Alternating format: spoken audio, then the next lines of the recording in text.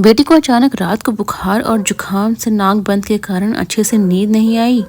सुबह उठी तो थोड़ी देर मेरी गोदी में ही बैठी थी क्योंकि अभी भी तबीयत थोड़ी सी उसकी खराब थी। फिर थोड़ी देर में उसके पापा उसको देखने के लिए आ जाते हैं कि तबीयत कैसी है। तो थोड़ा फीवर था, हमने सोचा डॉक्टर को दिखाना बेटर रहेगा। फिर मैं आ गई सीधे किचन में और तबीयत ठीक न होने की वजह से बेटी मेरे साथ किचन में ही थी।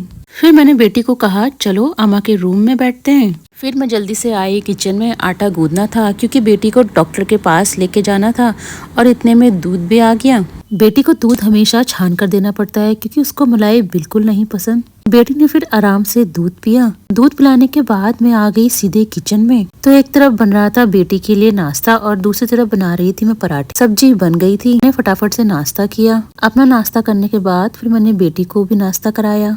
थोड़ी देर बाद निकल गए हॉस्पिटल के लिए। बाहर धूप काफी तेज थी और गर्मी अलग ही लेवल की थी। थोड़ी ही देर में पहुंच गए हम हॉस्पिटल। तो गुन्नू का नंबर आने ही वाला था, सोचा उसकी हाइट नाप लेते हैं। नंबर आ गया था, डॉक्टर ने अच्छे से देखा और दवाई बताई। दवाई लेके निकल गए हम घर की ओर।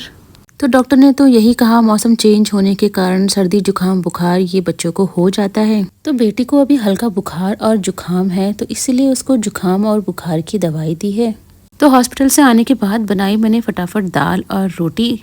चावल बने हुए थे, फटाफट से मैंने बेटी को दाल और रोटी खिलाई और साथ में वो देख रही थी अपना कार्टून। उसके बाद मैंने भी अपना खाना खाया। तो डॉक्टर ने बेटी को 2 दवाई दी थी। एक दवाई थी मीठी और दूसरी दवाई थी थोड़ी सी कड़वी। तो उसमें आप बेटी का फेस देख सकते हो। तो सोने से पहले बेटी की दोनों नाक में डालनी थी ड्रॉप, जिससे उसकी नाक बंद ना हो और आराम से वो सो सके। थोड़ी देर में बेटी आराम से सो गई। आज के लिए इतना ही, मिलते हैं नेक्स्ट वीडियो में।